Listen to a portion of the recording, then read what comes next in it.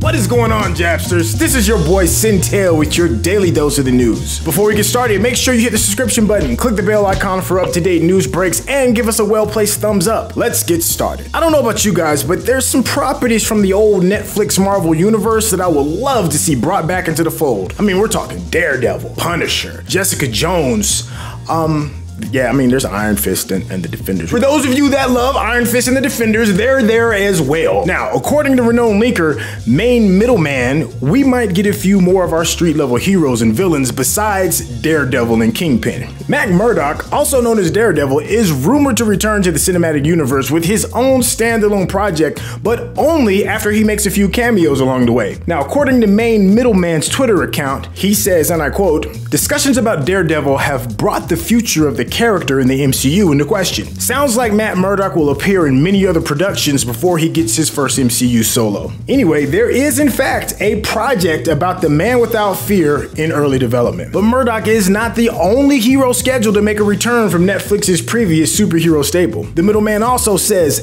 this is going to happen with some of the Marvel Netflix series leading characters, which will appear in some upcoming and later projects, but not all of them will have their solo part. Some secondary and supporting characters will also return, some of them with the familiar faces you already know. About the actors, don't expect them all to return. These are the consequences of a reboot plus scheduling conflict. There's a lot to be excited about regarding this announcement. Many fans felt some of the storylines in the Netflix series were either rushed through or not completely resolved. There were also a couple of actors who may not have been ideal for their roles. I'm looking at you. Production value is another area that could use a larger budget. Let's also not forget about the crazy scheduling that occurred when Netflix was at the wheel. Most egregiously, the gap between the second and third season of Daredevil was a whopping 2 years and 7 months, while Jessica Jones had to wait 2 years and 4 months for a second season. And the likes of Luke Cage, Iron Fist, and the Punisher didn't deliver their second season in particularly timely fashion either. Some of the biggest questions regarding the reintroduction of Netflix-based characters revolve around a more mature audience that may not represent the Disney Plus branding. Middleman states, what is also being discussed at this point is whether there will be projects developed outside of Disney Plus, focusing on productions besides PG-13 for characters like these. It's not a simple decision for a company like Disney, but my guess is that it's inevitable. As much as I would love to see another series about Daredevil and Punisher, it doesn't seem as exciting to follow Frank Castle with the PG-13 muzzle around his mouth and trigger finger. At this point in the game, it would feel like making a PG-13 John Wick film.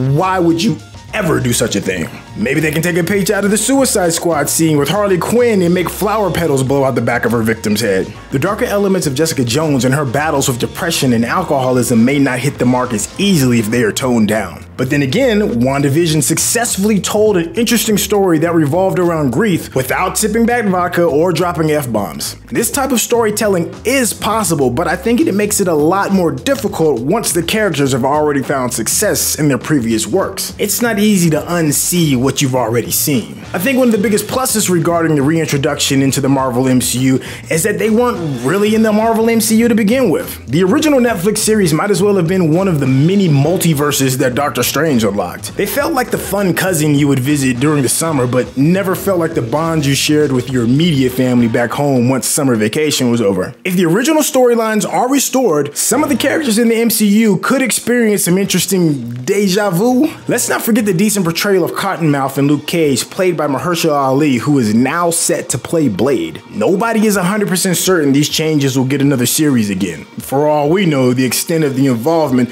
could be cameos and a couple of standalone movies at best. Whatever the case, I'm just happy they're back to the family barbecue regardless of how long they stay. Hopefully this family reunion will never end. We just need to make sure Frank Castle isn't playing with the kids without adult supervision, please. What are your thoughts about the possible reintroduction of older storylines, characters, and villains back into the MCU? Is there anybody you would want to see first? Anybody you wouldn't want to see at all? Please feel free to leave us a comment. Well, that's the news for the day. Thank you for hanging out. Make sure you hit the subscribe button and click the bell icon to receive up-to-the-minute updates. There's also a nifty little thumbs up button that you can hit as well. This is SYNTELL with the Intel, and I'll see you tomorrow.